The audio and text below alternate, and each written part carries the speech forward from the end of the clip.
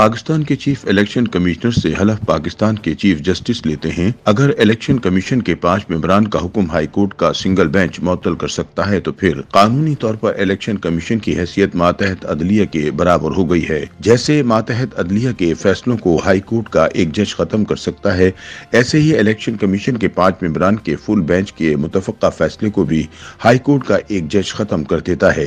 یوں election commission کے 5 ممبر مل کر ایک ایڈیشنل سیشن جج یا سینئر سول جج کے برابر رہ گئے ہیں، بلکہ کئی جگہ تو اس سے بھی کم ہو گئے۔ جس الیکشن کمیشن کے فیصلے کو ہائی کورٹ کے حکم امتناعی سے کنٹرول کیا جا سکتا ہے، اسے مضبوط نہیں کمزور الیکشن کمیشن ہی سمجھا جائے گا۔ ان خیالات کا اظہار سینئر صحافی مزمل سہروردی نے اپنے ایک کالم میں کیا ہے۔ وہ لکھتے ہیں کہ تحریک انصاف کے انٹرا پارٹی الیکشن کے خلاف الیکشن کمیشن کے فیصلے پر پشاور ہائی کورٹ نے حکم امتناعی جاری کر دیا۔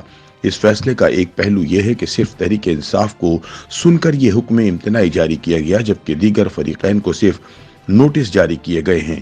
اکبر ایس بابر جو اس مقدمے میں ایک بنیادی فریق کی حیثیت رکھتے ہیں، انہیں اپنا موقع پیش کرنے کا موقع نہیں دیا گیا۔ اس طرح یہ حکم امتناعی جس کو کیس میں بنیادی فیصلے کی حیثیت حاصل ہے، صرف ایک فریق کے وکلا کے دلائل سن کر جاری کیا گیا ہے۔ اگر فوری حکم امتناعی جاری کرنا انتہائی ضروری تھا اور معزز جج صاحبان سمجھتے تھے کہ تاخیر سے درخواست گزار کو نقصان ہو جائے گا، تو بھی ایک دن کا نوٹس جاری کر کے باقی فریقین کو سنا جا سکتا تھا۔ اگر اسی دن دائر ہونے والی پٹیشن اسی دن لگ سکتی ہے تو باقی فریقین کو بھی ایک دن کا نوٹس دیا جا سکتا ہے، لیکن کسی کو نہ سننے سے چیمہ گوئیاں ہونا لازمی امر ہوتا ہے۔ ویسے تو معزز عدالت نے حکم امتناعی جاری کرتے ہوئے یہ بھی کہا کہ اس کیس کو ہائی کورٹ کے ڈویژنل بینچ کو سننا چاہیے، لیکن چھٹیوں کی وجہ سے ڈویژنل بینچ موجود نہیں، اس لیے وہی اس کو سن رہے ہیں۔ مزمل سہروردی بتاتے ہیں کہ اسی انٹرا پارٹی انتخابات کیس میں الیکشن کمیشن کو کوئی فیصلہ کرنے سے پہلے ہی پشاور ہائی کورٹ نے ایک حکم امتناعی جاری کر کے روک دیا تھا۔ تحریک انصاف کے نئے نامزد چیئرمین بیرسٹر گور خان نے اس حکم امتناعی کے حوالے سے میڈیا کو بتایا کہ پشاور ہائی کورٹ نے الیکشن کمیشن کو ہمارے خلاف کوئی بھی فیصلہ کرنے سے روکا ہے۔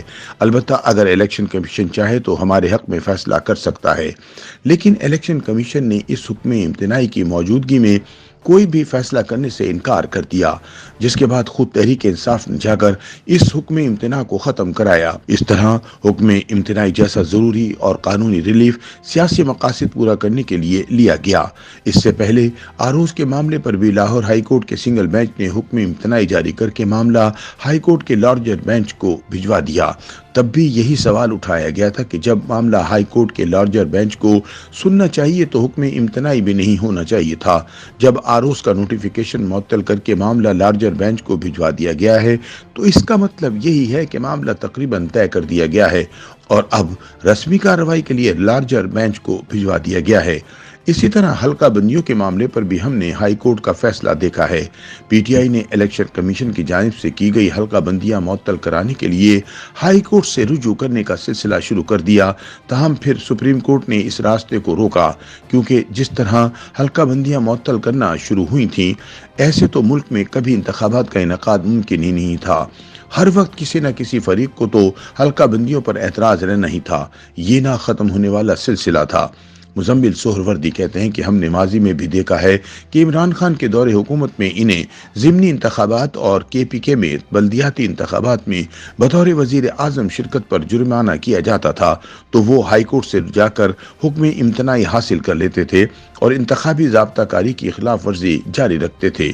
الیکشن کمیشن اور اس کے فیصلے کی آئینی حیثیت اور الیکشن کمیشن کا دائرہ سماعت و اختیار طے ہو جانا چاہیے۔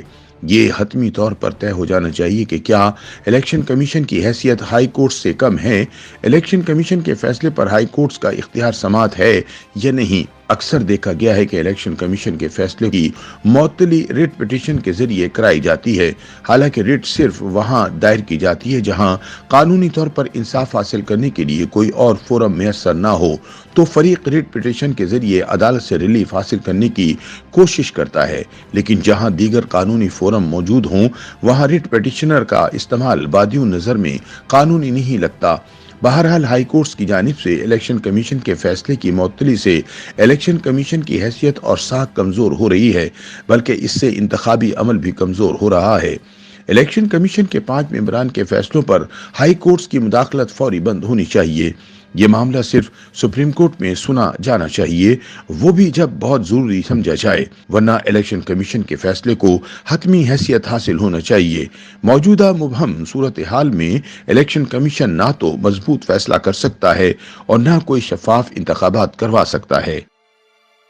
YouTube पर गूगली न्यूज देखने के लिए youtube.com की सर्च बार में गूगली न्यूज टीवी टाइप करें। गूगली न्यूज के पेज पर सुर्ख रंग के सब्सक्रिप्शन वाले बटन पर क्लिक करना ना भूलिए। YouTube पेज पर अपलोड होने वाली वीडियोस से बाखबर रहने के लिए बेल आइकन पर क्लिक कीजिए। आपको हर नई वीडियो के बारे में नोटिफिकेशन मौसूल हो जाएगा।